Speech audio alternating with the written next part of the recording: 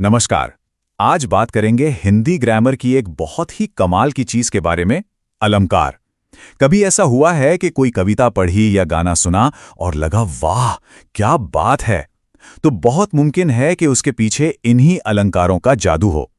तो चलिए देखते हैं कि ये अलंकार आखिर हैं क्या और कैसे भाषा को इतना खूबसूरत बना देते हैं। तो ये अलंकार होते क्या हैं? देखिए, इसे समझने का सबसे आसान तरीका है गहनों के बारे में सोचना। जैसे गहने किसी की खूबसूरती में चार चांद लगा देते हैं, है ना? बिल्कुल वैसे ही अलंकार हमारी भाषा को सजाते हैं, उसे और ज़्यादा दमदार और सुनने में अच्छा बनाते हैं। ये सिर्फ नियम नहीं है, ये तो भाषा का श्रृंगार है। अब देखिए, अलंकारों के ना मोटे तौर पर दो बड़े परिवार हैं। पहला है शब्दालंकार।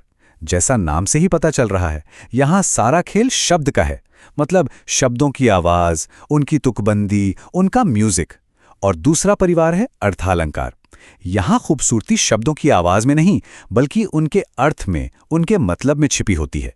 तो सीधा सा हिसाब है, एक में है साउंड का जादू तो दूसरे में मीनिंग का। तो चलिए सबसे पहले मिलते हैं पहले परिवार से, शब्दालंकार से।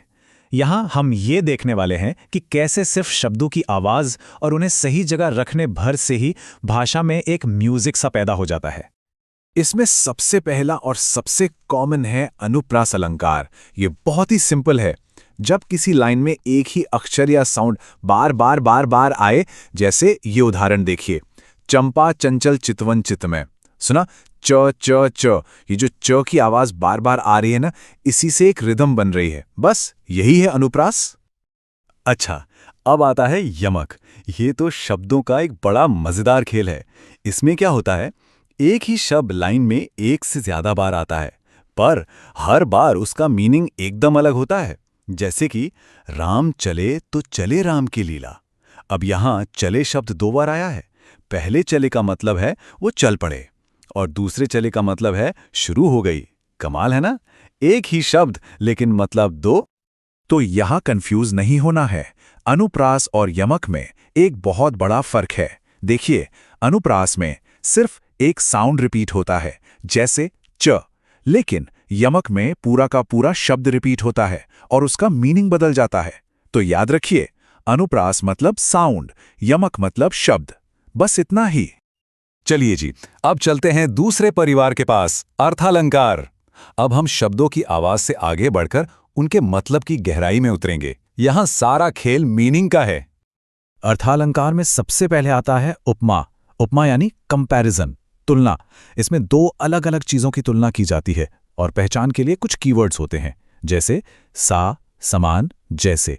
उदाहरण देखिए, वह चांद सा मुखड़ा है। यहाँ चेहरे को चांद जैसा बताया गया है, और ये जो सा शब्द है ना, यही इसका सिग्नल है, यही बता रहा है कि ये उपमा है। अब आता है रूपक। ये उपमा का बड़ा भाई है। समझ लीजिए, एक स्टेप आगे। यहां हम ये नहीं कहते कि कोई चीज किसी जैसी है, हम सीधे बोल देते हैं कि वो चीज वही है। जैसे हम ये नहीं कहेंगे कि वो शेर जैसा बहादुर है, हम सीधा कहेंगे वह शेर है। देखा, यहां कंपैरिजन नहीं है, डायरेक्ट डिक्लेरेशन है। इसी से बात में ज्यादा दम आ जाता है। तो इन दोनों का फर्क एकदम क्रिस्टल क्लियर होना चाहिए।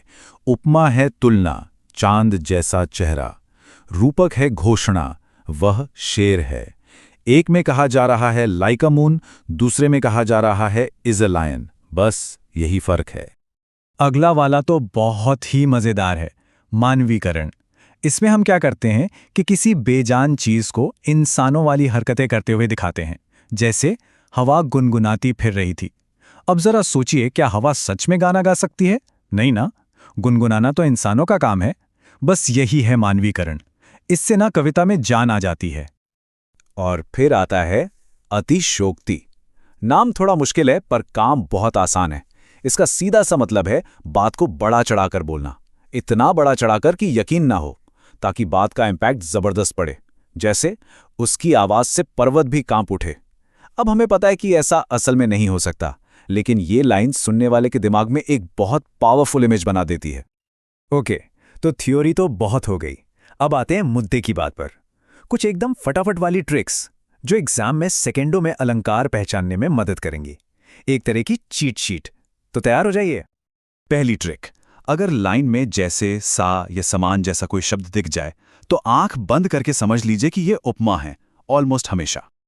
दूसरी ट्रिक, अगर कोई जैसा वैसा नहीं है बल्कि सीधा डिक्लेरेशन है, वो शेर है, चरण कमल है, तो ये पक्का रूपक है। तीसरी ट्रिक, अगर कोई भी नॉन ह्यूमन चीज इंसानों वाला काम कर रही है, जैसे फूल मुस्कुरा रहे हैं या बादल रो रहे हैं, तो बस वो मानवीकरण है। सिंपल। और चौथी और आखिरी ट्रिक, अगर कोई बात पढ़कर लगे भाई ये तो कुछ ज्यादा ही हो गया, ये तो इम्पॉसिबल है, तो मुबारक हो, अतिशयोक्ति को पकड़ लिया है। चलो, अब ट्रिक्स तो मिल गईं, तो अब फटाफट एक छोटा सा टेस्ट हो जाए, देखते हैं कितना समझ आया। पहली लाइन है, माता का चेहरा चांद सा है, जरा सोचिए इसमें कौन सा अलंकार है। और इसका जवाब है उपमा। क्यों? क्योंकि इसमें वो कीवर्ड है सा। हमारी ट्रिक नंबर 1 एकदम सही। अच्छा, अब ये वाली लाइन देखिए, वो तो शेर है, इसमें क्या है? बिल्कुल, ये है रूपक, क्योंकि यहां शेर जैसा नहीं कहा, सीधे शेर है बोल दिया। ये एक डायरेक्ट डिक्लेरेशन है। तो चलिए फटाफट से रिकैप करते हैं आज की सबसे जरूरी बातें क्या थीं। पहली, अलंकार भाषा के गहने हैं। दूसरी, शब्दालंकार मतलब साउंड का खेल, अर्थालंकार मतलब मीनिंग का खेल। तीसरी, उपमा पहचानने के लिए सा जैसे शब्द ढूंढे। चौथी, रूपक के लिए सीधी घोषणा देखें, मतलब जब एक चीज को दूसरी चीज है बता दिया जाए। और हाँ, जब कोई बेजान चीज इंसानी हरकत करे तो वो मानवीकरण है। सिंपल। तो अब जब भाषा में छिपे इन गहनों को पहचानने का हुनर आ गया है, तो अब सबसे बड़ा सवाल ये है कि अगली बार जब कोई कविता या कोई गाना सुनेंगे तो क्या वो पहले जैसा ही लगेगा या अब कुछ अलग नजर आएगा? इस पर सोचिएगा जरूर। पद परिचय नाम सुनते ही कई लोगों को मुश्किल लगने लगता है ना, पर चिंता की कोई बात नहीं है। आज हम लोग मिलकर इसे इतना आसान बना देंगे कि आप कहेंगे, अरे ये तो कुछ भी नहीं था। ये क्लास 10 हिंदी व्याकरण का वो टॉपिक है जिसे आज हम हमेशा हमेशा के लिए पक्का कर लेंगे। और जानते हैं सबसे अच्छी बात क्या है? ये वो टॉपिक है जो बोर्ड परीक्षा में सीधे सीधे पूरे नंबर दिला सकता है। बस एक बार इसका लॉजिक पकड़ में आ गया ना, तो फिर कोई भी सवाल मुश्किल लग ही नहीं सकता। तो तैयार हैं? चलिए इस चुनौती को एक आसान सी जीत में बदल देते हैं। तो सबसे पहले ये समझते हैं कि आखिर ये पद परिचय है क्या भला। देखिए, बहुत ही सिंपल है। जब कोई भी शब्द, कोई भी वर्ड एक सेंटेंस में इस्तेमाल होता है तो वो पद बन जाता है। और पद परिचय का मतलब है उस पद की पूरी कुंडली बताना, उसका पूरा बायोडेटा देना। मतलब उसका नाम क्या है जिसे हम शब्द भेद कहते हैं, उसका जेंडर यानी लिंग, वो सिंगुलर है या प्लूरल मतलब वचन, और सेंटेंस में उसका रोल क्या है यानी कि कारक। अच्छा, तो हमारा गेम प्लान क्या है? हम इसे कैसे समझेंगे? सबसे पहले हम ये जानेंगे कि पद परिचय क्या है, जो हम अभी कर रहे हैं। फिर हम इसके 8 पिलर्स मतलब 8 आधारों को समझेंगे। इसके बाद मैं आपको एक ऐसा स्टेप बाय स्टेप तरीका बताऊंगा जो हमेशा हर बार काम करेगा। फिर हम करेंगे ढेर सारे एग्जाम्पल्स से प्रैक्टिस, और आखिर में मैं दूंगा एग्जाम के लिए कुछ जबरदस्त ट्रिक। तो चलिए शुरू करते हैं हमारे पहले मेन सेक्शन से। किसी भी पद का परिचय देने के लिए ना हमें कुछ खास बातों का ध्यान रखना होता है। आप इन्हें एनालिसिस के 8 मजबूत स्तंभ या मतलब 8 पिलर्स कह सकते हैं। यही हमारी पूरी समझ की नींव है। जी हाँ, बस ये 8 बातें, यही 8 चीजें हैं जो पद परिचय की पूरी कहानी कहती हैं। तो ये है क्या? चलिए एक नजर डालते हैं। तो ये है हमारे वो 8 जादुई टूल्स। इन्हीं से हम किसी भी पद की पूरी कुंडली खोल सकते हैं। मतलब वो शब्द है क्या, संज्ञा है, सर्वनाम है, उसका लिंग, वचन क्या है, वाक्य में उसका काम क्या है, और हाँ, अगर वो क्रिया या सर्वनाम हुआ तो हम कुछ और डिटेल में भी जाएंगे।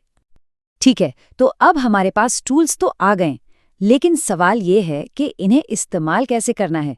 इसके लिए मेरे पास एक ऐसा फूल प्रूफ एकदम सरल तरीका है जिसे अगर एक बार सीख लिया ना तो आप कभी नहीं भूलेंगे। ये रहा हमारा वो अचूक तरीका, और इसका सबसे बड़ा सीक्रेट, सबसे जरूरी स्टेप है पहला कदम, शब्द भेद को सही सही पहचानना। अगर आपने ये पता लगा लिया कि शब्द संज्ञा है, सर्वनाम है, विशेषण है या क्रिया, तो समझ लीजिए आधी जंग तो वहीं जीत ली। बाकी सब कुछ इसके बाद अपने आप लाइन पर आ जाता है। सिर्फ थ्योरी से काम नहीं चलेगा, है ना? चलिए अब इस मेथड को एक्शन में देखते हैं, क्योंकि असली मजा और असली सीख तो प्रैक्टिस करने में ही है। ओके, तो हमारा पहला सेंटेंस है राम स्कूल गया। इसमें हमें परिचय देना है राम का। तो याद है हमारा पहला और सबसे जरूरी स्टेप क्या था? बिल्कुल सही। सबसे पहले पता लगाएंगे कि राम का शब्द भेद क्या है। चलो अब इसे ब्रेक डाउन करते हैं। राम, ये क्या है? ये एक खास व्यक्ति का नाम है, राइट? तो ये हो गई व्यक्तिवाचक संज्ञा। Step 1 done. अब राम पुल्लिंग है या स्त्रीलिंग? जाहिर है पुल्लिंग। अकेला है या बहुत सारे? अकेला। तो हुआ एक वचन। और आखिरी सवाल, स्कूल जाने का काम कौन कर रहा है? राम। तो जो काम करता है वो होता है कर्ता कारक। देखा, बस ऐसे ही स्टेप बाय स्टेप चलना है। कितना आसान था। चलो एक और एग्जाम्पल देखते हैं। वाक्य है लड़के खेल रहे हैं। यहां हमें परिचय देना है लड़के शब्द का। अब यहां देखो, लड़के किसी एक खास लड़के का नाम नहीं है, है ना? ये तो लड़कों की पूरी कम्युनिटी, पूरी जाति के बारे में बता रहा है। तो ये हुआ जातिवाचक संज्ञा। ये पुल्लिंग है और क्रिया देखो रहे हैं, ये साफ साफ बता रही है कि ये एक से ज्यादा हैं, मतलब बहुवचन है। और काम कौन कर रहा है? खेल कौन रहा है? लड़के। तो ये भी हुए कर्ता कारक। ठीक है, अभी तक तो हमने संज्ञा की बात की। अब जरा कुछ अलग ट्राई करते हैं। सेंटेंस है लड़की सुंदर है और इस बार हमें परिचय देना है सुंदर शब्द का। अच्छा, सुंदर शब्द यहाँ क्या कर रहा है? ये लड़की की क्वालिटी, उसका गुण बता रहा है। तो ये हुआ गुणवाचक विशेषण। अब यहाँ एक मजेदार बात है, इसे ध्यान से समझना। विशेषण का ना अपना कोई लिंग या वचन नहीं होता, वो जिस संज्ञा के साथ लगता है उसी का रूप ले लेता है। यहाँ लड़की स्त्रीलिंग और एक वचन है, तो सुंदर भी उसी के हिसाब से इस्तेमाल हुआ है। चलिए अब बारी है एक्शन वर्ड की, यानी क्रिया की। वाक्य है मोहन खेलता है और हमें परिचय देना है खेलता का। खेलता, इस शब्द से किसी काम के होने का पता चल रहा है, तो ये है क्रिया। इसका मूल रूप यानी धातु है खेल। खेलता है से पता चल रहा है कि काम अभी हो रहा है, तो ये हुआ वर्तमान काल। मोहन के लिए है तो ये प्रथम पुरुष हुआ, और क्योंकि मोहन खुद काम कर रहा है, एक्टिव है, तो ये हुआ कर्तृवाच्य। देखा, क्रिया के लिए थोड़ी जासूसी करनी पड़ती है। काल, वाच्य, पुरुष सब पता लगाना होता है। और अब हमारा आखिरी एग्जाम्पल, इस बार सर्वनाम का। सेंटेंस है उसने किताब पढ़ी। यहां हमें परिचय देना है उसने का। उसने, ये शब्द किसी नाम की जगह पर आया है, तो जाहिर है ये सर्वनाम है। अब एक इंटरेस्टिंग बात, उसने लड़का भी हो सकता है और लड़की भी, है ना? हमें नहीं पता, इसीलिए व्याकरण में इसे उभयलिंग कहते हैं। ये एक वचन है और क्योंकि इसके साथ ने लगा है, तो ये कर्ता कारक का रूप है।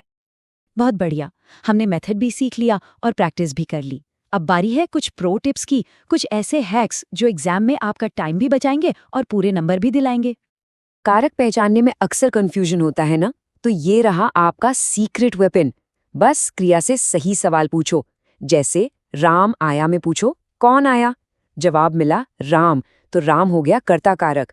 मैंने पानी पिया, सवाल पूछो क्या पिया? जवाब मिला पानी, तो पानी हो गया कर्म कारक। है ना एकदम कमाल का शॉर्टकट। तो चलिए एग्जाम के लिए गोल्डन रूल्स को फटाफट रिवाइज कर लेते हैं। रूल नंबर 1, हमेशा शब्द भेद से शुरू करो। अगर शब्द क्रिया है तो धातु, काल, वाच्य और पुरुष जरूर लिखना। अगर संज्ञा है तो लिंग, वचन और कारक सबसे जरूरी हैं। सर्वनाम के लिए पुरुष, वचन और कारक मेंशन करना है, और विशेषण के लिए उसका प्रकार गुणवाचक है या संख्यावाचक। बस ये आपकी फाइनल चेकलिस्ट है, इसे याद रखना। तो इस पूरी बातचीत के बाद एक बात तो साफ है, पद परिचय कोई रॉकेट साइंस या मुश्किल पहेली नहीं है। ये तो एक logical step by step process है। अगर आप इन स्टेप्स को फॉलो करेंगे तो गलती होने का चांस ही नहीं है। तो अब जरा सोचिए, क्या अब किसी भी पद का पूरा परिचय देना आपके लिए बाएं हाथ का खेल नहीं हो गया है?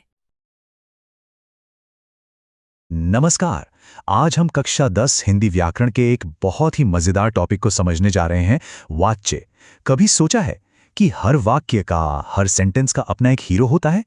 तो बस आज हम उसी हीरो को ढूंढना सीखेंगे। ठीक है, तो चलिए शुरू करते हैं। देखिए, हर वाक्य में कोई ना कोई हीरो जरूर होता है। मतलब या तो कोई काम कर रहा होता है, या किसी पर काम हो रहा होता है, या फिर कभी कभी तो बस काम का होना ही सबसे जरूरी होता है। वाच्य असल में हमें यही पहचानने में मदद करता है कि किसी वाक्य का असली हीरो कौन है। अगर बिल्कुल सीधे साधे शब्दों में कहूं तो वाच्य क्रिया यानी वर्ब का वो रूप है जो हमें ये बताता है कि वाक्य में पूरा जोर किस पर है, काम करने वाले पर, जिसे हम कर्ता कहते हैं, या उस चीज पर जिस पर काम हो रहा है, जिसे कर्म कहते हैं, या फिर सिर्फ काम के भाव पर। चलिए सबसे पहले टाइप पर चलते हैं, कर्तृवाच्य। जैसा कि नाम से ही पता चल रहा है, कर्तृ मतलब कर्ता। यहां हीरो कौन है? काम करने वाला। सारा का सारा फोकस उसी पर होता है। कर्तृवाच्य को पहचानना तो बच्चों का खेल है। इसमें काम करने वाला यानी कर्ता एकदम साफ साफ सामने होता है और वाक्य का टोन भी बिल्कुल सीधा और एक्टिव होता है। जैसे राम किताब पढ़ता है, यहां हीरो कौन? जाहिर सी बात है, राम। तो बस एक बात याद रखनी है, कर्तृवाच्य का मतलब है कि काम करने वाला यानी कर्ता ही सबसे इंपॉर्टेंट है। बस इतनी सी बात है। अच्छा, अब कहानी में एक छोटा सा ट्विस्ट आता है। दूसरे टाइप यानी कर्मवाच्य में हमारा हीरो बदल जाता है। यहां कर्ता नहीं बल्कि कर्म यानी जिस चीज पर काम हो रहा है वो मेन रोल में आ जाता है। इसे पहचानने का एक सीक्रेट कोड है और वो है द्वारा शब्द। जब भी वाक्य में द्वारा दिखे तो समझ जाइए कि ये कर्मवाच्य हो सकता है। ऐसा तब किया जाता है जब काम करने वाले से ज्यादा खुद काम पर जोर देना हो। जैसे किताब राम द्वारा पढ़ी गई। अब हीरो राम नहीं बल्कि किताब है। और अब आता है तीसरा और आखिरी प्रकार, भाववाच्य। यहां ना तो कर्ता हीरो है और ना ही कर्म। यहां असली हीरो तो भाव या क्रिया यानी एक्शन खुद है। काम का होना ही सबसे जरूरी बात है। ये अक्सर हमें नियमों या निर्देशों वाले वाक्यों में देखने को मिलता है। जैसे यहां धूम्रपान करना मना है। अब इस वाक्य में ये जरूरी नहीं कि कौन मना कर रहा है, बस काम का ना होना, यही बात जरूरी है। कर्ता तो जैसे गायब ही हो गया है और सारा ध्यान क्रिया पर है। तो याद रखने वाली बात यह है, भाववाच्य मतलब कोई कर्ता नहीं, सिर्फ और सिर्फ क्रिया। ये टिप इसे बाकी दोनों से अलग पहचानने में हमेशा काम आएगी। ठीक है, तो हमने तीनों प्रकार समझ लिए हैं। अब आते हैं सबसे जरूरी हिस्से पर जो परीक्षा में सबसे ज्यादा काम आएगा, वाच्य को पहचानना और एक से दूसरे में बदलना। ये टेबल देखिए, ये एक तरह से फाइनल रिवीजन टूल है। कर्तृवाच्य कर्ता मुख्य है, राम खाना खाता है। कर्मवाच्य कर्म मुख्य है, खाना राम द्वारा खाया गया। और भाववाच्य सिर्फ भाव है, यहां खेलना मना है। तीनों का फर्क एकदम साफ है। अब कर्तृवाच्य से कर्मवाच्य में बदलने का ये 3 स्टेप का बड़ा ही आसान सा फॉर्मूला है। पहला, कर्म को वाक्य में सबसे आगे ले आओ। दूसरा, क्रिया को कर्म के हिसाब से बदल दो। और तीसरा, कर्ता के साथ द्वारा चिपका दो। चलिए इसको एक्शन में देखते हैं। वाक्य है, मोहन ने पत्र लिखा। स्टेप 1, पत्र को सामने लाएं। स्टेप 2, लिखा को लिखा गया बनाया। स्टेप 3, मोहन के साथ द्वारा जोड़ दिया।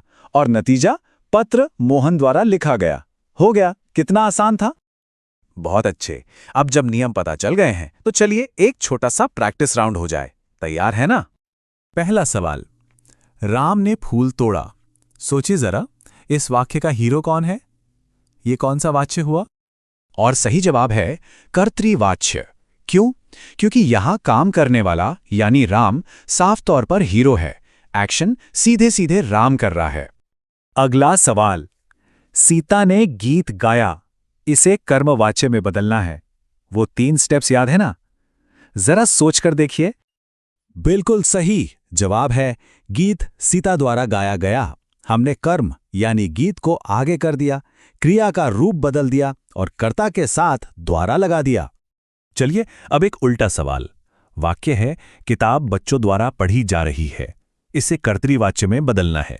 इस बार हमें हीरो को वापस लाना है और इसका सही कर्तृवाच्य रूप है, बच्चे किताब पढ़ रहे हैं। हमने द्वारा को हटाया और कर्ता यानी बच्चों को वापस हीरो की कुर्सी पर बिठा दिया। तो आज हमने वाच्य के तीनों प्रकारों को न सिर्फ समझा बल्कि उन्हें पहचानना और बदलना भी सीख लिया। तो अब असली सवाल यह है, क्या अब किसी भी वाक्य का हीरो पहचाना जा सकता है?